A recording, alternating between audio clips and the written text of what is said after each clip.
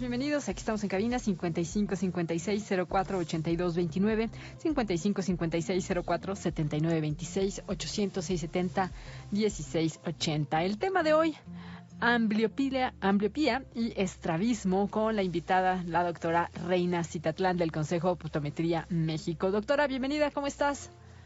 Hola, buenos días, muchas gracias por la invitación y pues aquí estamos al pendiente. Gracias, gusto en saludarte y de que nos compartas porque, la salud visual, ¿verdad? Tenemos de repente circunstancias, pero también tenemos malos hábitos, ¿no? También, y además de cuestiones que vienen ya con nuestra genética, etcétera. ¿No es así, Reina? Claro, sí, de hecho, como bien lo mencionas, estrabismo y ambliopía son dos puntos bastante importantes que se deben de diagnosticar a tiempo para poder darles una resolución favorable o lo más favorable que se pueda para evitar este tipo de complicaciones en la visión. ¿Cómo definimos la ambliopía?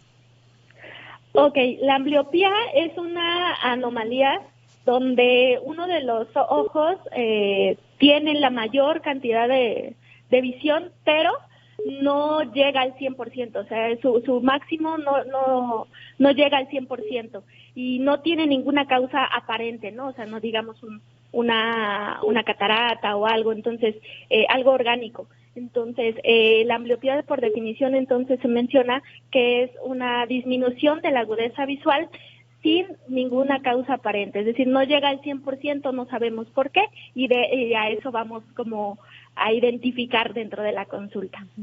¿Es este ojo perezoso que le llaman el ojo flojo? Exacto, uno de los ojitos va a trabajar más que el otro porque va a tratar de compensar esa situación de que el ojito uno de ellos no trabaja al 100%. Entonces sí, se le conoce comúnmente como ojo flojo o perezoso. ¿Qué tan común es esta circunstancia? Pues fíjate que es muy, muy común en grados leves que no se detectan a tiempo. En grados ya más avanzados es cuando ya el paciente, o ya sea niño, adolescente, adulto, joven, ya empieza a tener como manifestaciones clínicas, digamos, ya le empieza a doler la cabeza, ya le empieza a ver borroso.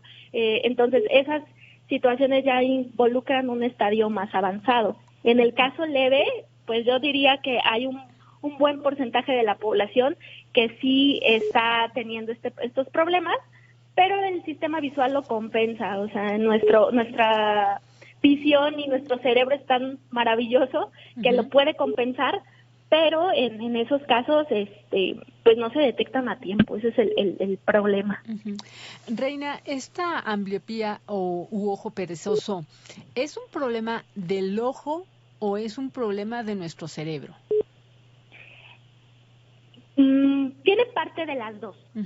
¿Por qué? Porque puede estar relacionado por algún proceso anatómico propiamente que impida que ese ojo llegue a ver bien como tal, pero también puede estar ocasionado por falta de estimulación, es decir, que todo nuestro ojo esté bien, sano, pero que no haya sido estimulado correctamente, ¿no?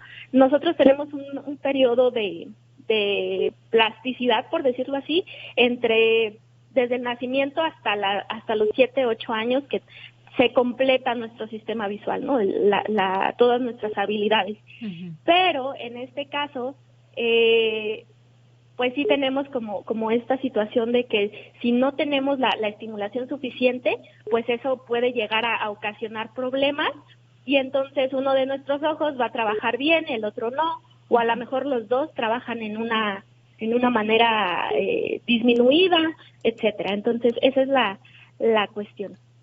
¿Cómo se puede detectar un examen de vista que a los que estamos acostumbrados eso lo puede dar, o hay otros síntomas? Ok.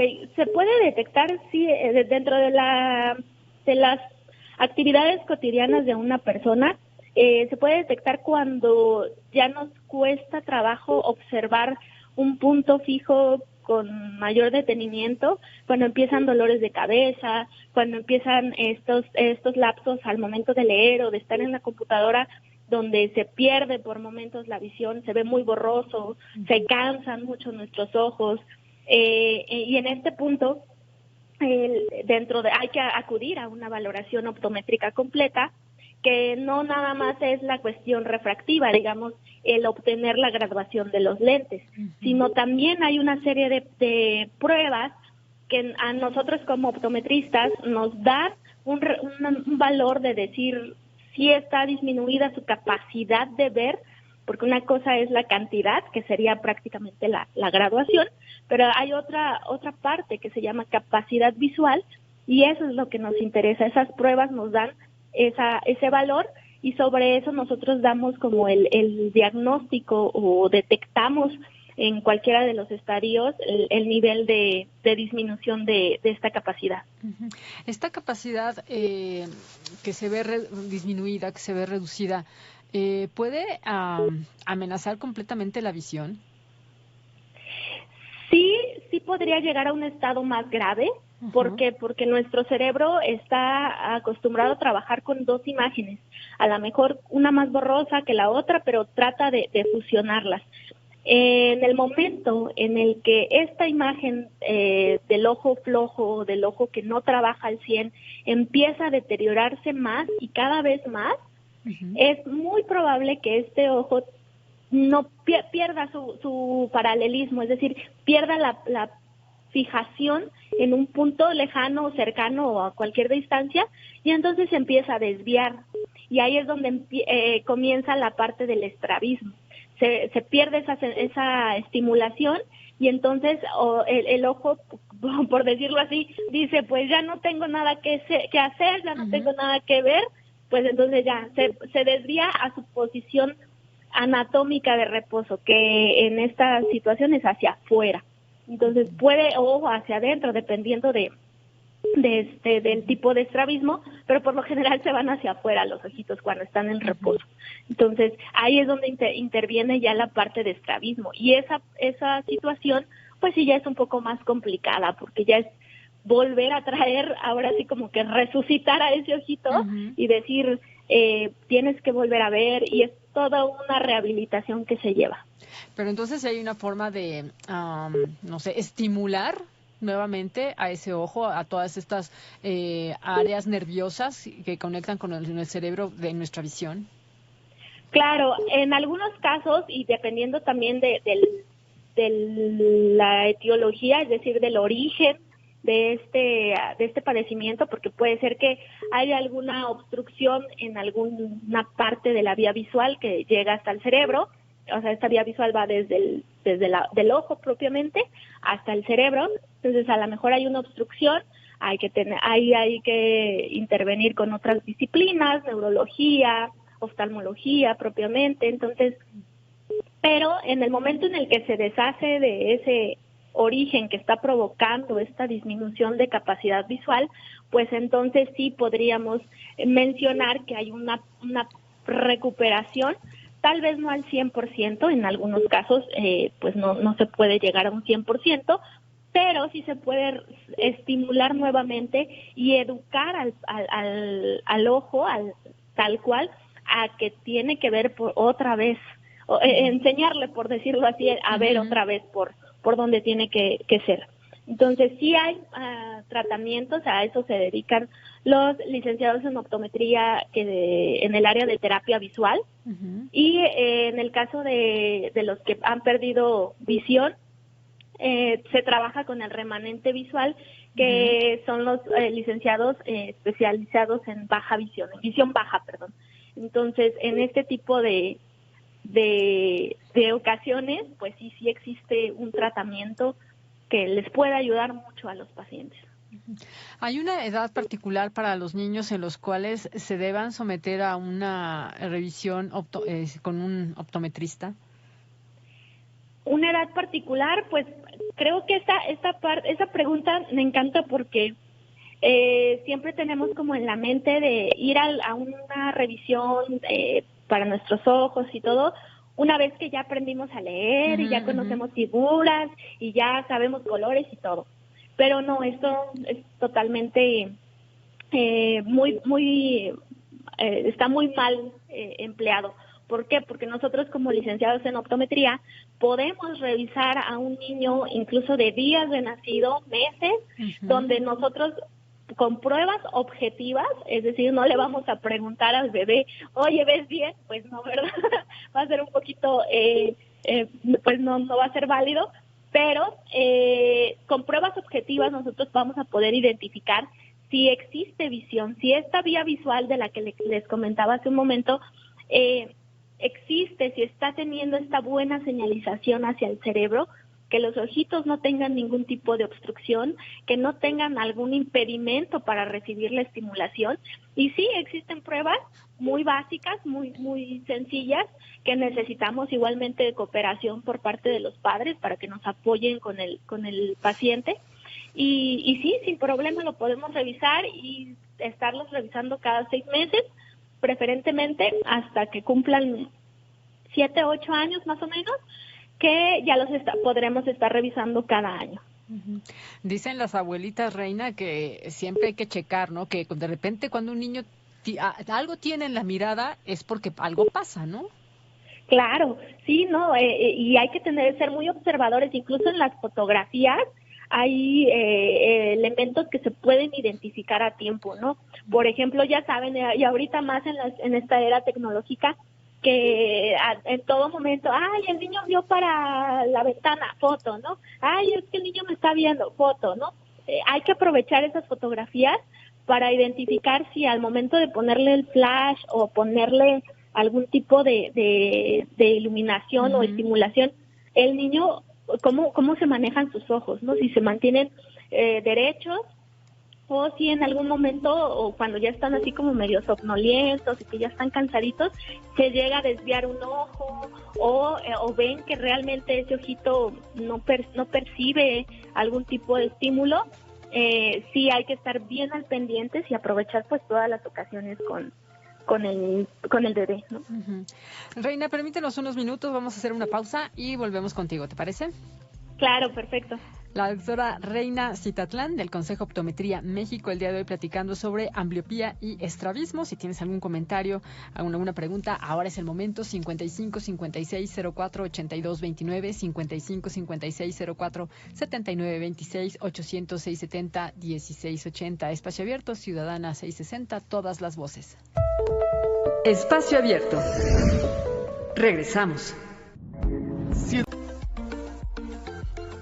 Segunda parte de Espacio Abierto en Ciudadana 660 te acompaña en este martes 3 de noviembre del 2020. Estoy con que 3 de marzo, ¿por qué?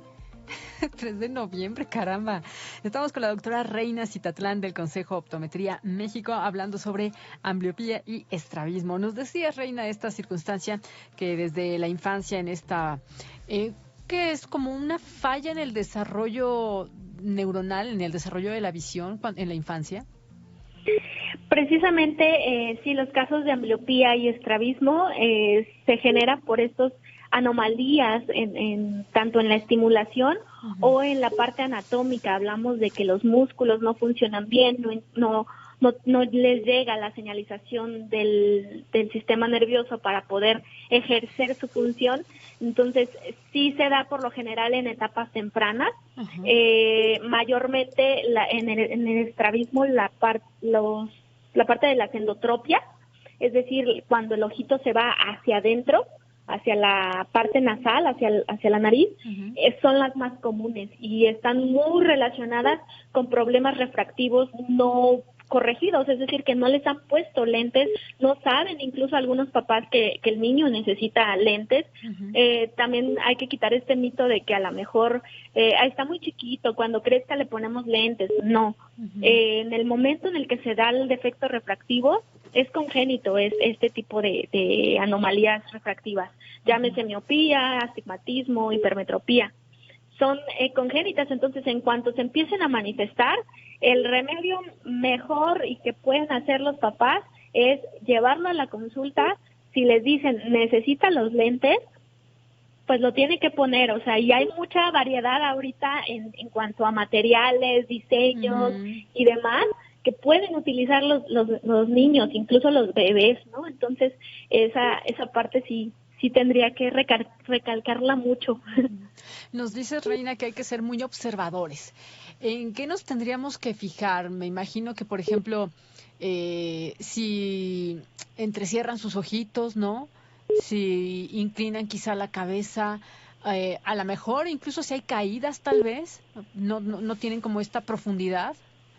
Exacto, sí, básicamente el que traten de enfocar Ajá. haciendo posiciones pues anómalas, compensadoras, o sea, que muevan su cabecita, que traten de ver como por el espacio donde ellos traten o vean mejor, el que se acerquen mucho los objetos, también es algo que no es normal. Ujú. También, por ejemplo, en el momento de andar, si es que gatean o caminan o ya están como en este plano espacial, pues igual sí podrían revisar incluso que tenga un andar derechito, ¿no? O sea, que no camine y se vaya yendo hacia un lado o que se tropiece mucho o que se tope o que no vea el borde como de las puertas, por ejemplo, ¿no? Que Ujú. pase y siempre pase como muy rozando el marco. O sea, sí Ujú. también esas observaciones son básicas porque puede ser que a lo mejor tiene un déficit de visión, una visión baja y el niño está tratando de compensarlo como puede, ¿no? Entonces trata de hacer con su cuerpo moverse para compensarlo. Reina, en este año en particular, los niños están mucho más expuestos a los estímulos de las computadoras, de las tabletas, de los celulares, algunos por necesidad escolar, otros porque es la manera en las que se les tiene entretenidos, pero me imagino que eso también está generando otros factores de riesgo para otras circunstancias visuales, no nada más las que estamos platicando en este momento, y que vamos a empezar si no es que ya al paso de estos 7, 8 meses, ¿no? Ya se están manifestando. Sí, de hecho, hace poco también lo comentaba con algunos colegas que ahorita, por ejemplo, el uso de los dispositivos electrónicos ya no es como tan decir negados, ¿no? ¿Por qué? Porque es el medio de que utilizan ahorita las escuelas, toda la parte educativa para estar en clase. Entonces, ya no hay manera de limitarlo o de negarlo por completo, pero sí se puede monitorear. Este es el punto que me gustaría como dar a conocer porque se puede monitorear incluso en pacientes pediátricos, o sea, totalmente bebés y niños de entre 1 a 3 años, ahí sí no sería lo más recomendable, o sea, o limitarlo máximo unos 10 minutos al día y Ujú. eso ya estoy exagerando. ¿Por qué? Porque el niño no debe de tener este tipo de tecnología cuando está en un desarrollo de este sistema visual. Ujú. Entonces puede ocasionar muchas anomalías como las que ya mencionábamos. Y en el caso de los niños y los jóvenes que ya utilizan la tecnología para sus actividades escolares, pues la mejor opción es que traten de seguir reglas. Por ejemplo, hay una muy icónica dentro de este rubro que se llama la regla 20 por 20 por 20, Ujú. que significa que después de 20 minutos de una actividad en computadora o en celular o en televisión, hay que descansar 20 segundos, por lo menos viendo a 20 pies o a 6 metros más o menos, ¿no? Ujú. Entonces, hay que ponerle incluso alarmas al niño, al joven, o que el mismo adulto ponga sus alarmas para que cada 20 minutos o cada media hora, según la actividad que esté realizando, trate de mover sus ojos hacia otro punto, ¿no? ¿Por qué? Porque se ha demostrado en varios estudios que dentro de la concentración que se tiene en la actividad en medios digitales, parpadeamos menos. Entonces eso significa que la lágrima se va a evaporar y nosotros vamos a mantener el ojo abierto y entonces empiezan a manifestar situaciones, por ejemplo, como el ojo seco, como el déficit lagrimales, empieza el ardor, empieza la comezón, pueden haber infecciones porque pues al momento de que el ojo está totalmente descubierto, sin la protección de la lágrima, pues entonces vienen algunas ahí bacterias o microorganismos oportunistas que pueden llegar a causar una infección. Entonces, sí es como una reacción en cadena, pero si la situación de los medios tecnológicos se puede monitorear sin problema, o sea, no son malos, no son, pues ahora sí que la parte fea o mala de la actualidad, pero se pueden monitorear y se puede tener una sana convivencia con ellos. Sí, lo que pasa es que hay que tener cierta disciplina y cierta constancia. Claro, ¿no? claro, y también tener una protección visual, es decir, si nosotros estamos todo el tiempo como trabajadores o como estudiantes en medios digitales, pues hay que acudir a nuestra consulta optométrica general para que nos digan si tenemos necesitamos una graduación o no, y aún así a ese lente colocarle aditamentos, es decir, un antirreflejante bueno, que me proteja contra los rayos de la luz que emiten los dispositivos electrónicos. A lo mejor, si yo ya presento signos y síntomas de un ojo seco, pues también acudir a esta misma consulta optométrica y el optometrista perfectamente me puede decir si tengo este padecimiento o no y tratarlo, ¿no? Entonces, si me receta algún tipo de lubricante ocular, pues colocármelo también. O sea, sí tener como muy buena higiene visual y ocular para que nosotros no tengamos estas repercusiones. No, y poder, como nos decías, de alguna manera reeducar ese ojo, ¿no? Exacto. Sí, nosotros tenemos el poder ahora sí, ¿no? Y en el caso de los pacientes pediátricos, pues también nosotros somos los responsables de que ese sistema visual se desarrolle en buenas condiciones, ¿no? En buenos términos. Entonces, si nosotros lo dejamos o no lo llevamos a la consulta o decimos, ay, hasta que lea, es probable que ese niño no lea, ¿no? O que no alcance a ver y que todo su desarrollo, incluso educativo y social, se vea perjudicado por un problema visual. Entonces, sí es muy, muy importante que se detecte a tiempo, o por lo menos de que se detecte, ¿no? A lo mejor ya me tardé, pero pues ya se detectó y pues hay que ver la solución en ese problema. Sí, Reina, esa solución es muy importante porque estamos en una era en la que afortunadamente tenemos ya muchas más opciones. No es como les pasó a nuestros padres o a nuestros abuelos que les decían, no, pues usted ya no tiene remedio, ¿no? O estaba mal diagnosticado o alguna circunstancia en la cual entonces pues crecías así y con eso vivías. Pero hoy por hoy podemos hacer muchas modificaciones, pero es cuestión de que estemos ahí al pendiente de nuestra propia salud visual.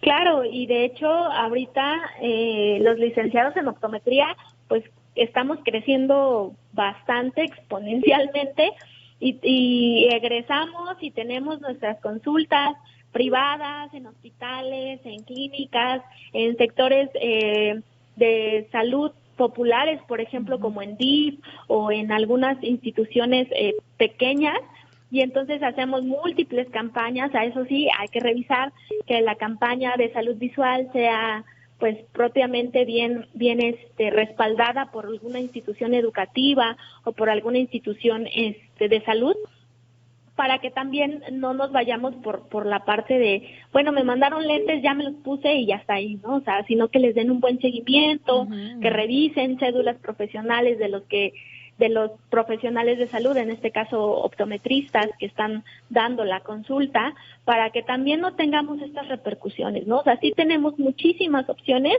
pero hay que elegir la mejor y evitar que eso sea como contraproducente, ¿no? Sí, claro, darle toda la continuidad, como dices, y estar muy, muy pendientes de que esos profesionales lo sean, porque además la presencia también es muy importante, ¿no? Antes uno decía, híjole, es que está bien lejos, es que por mi casa no hay, pero hoy entre campañas, entre atención pública y atención privada, ya esa parte ya no se puede exponer como una excusa, ¿no? Sí, claro, incluso hay algunos consultorios que pueden tener la consulta, bueno, perdón, la cita, ya no tanto vía telefónica, ¿no? Sino ya vía internet. Te llenas el formulario, tú decides cuándo quieres ir a la consulta y automáticamente te la agendan, ¿no? O sea, ya no es como tan esperar a ver si tienen espacio, si es, o sea, ya lo puedes generar por medios electrónicos y ya en ese momento te presentas a tu consulta y sin problema, ¿no? O sea, la situación es esa, tenerla a disposición. Hay medios oficiales donde se da un directorio de licenciados en optometría. Por ejemplo, ahí en la página de Optometría México hay este directorio donde ustedes pueden encontrar un optometrista, un licenciado en optometría, tal cual, con cédula profesional y en toda regla y forma, que los puede atender y puede detectar a tiempo todas estas anomalías.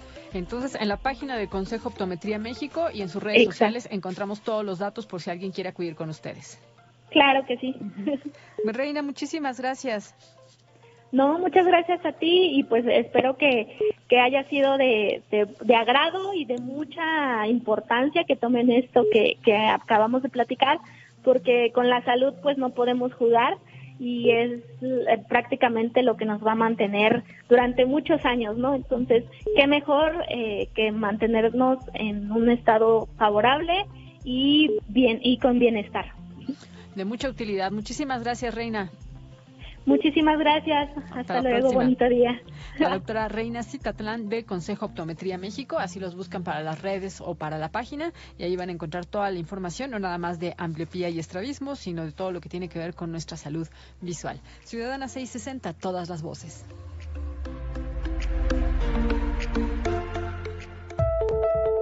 Espacio abierto. Una zona. Bienvenidos, aquí estamos.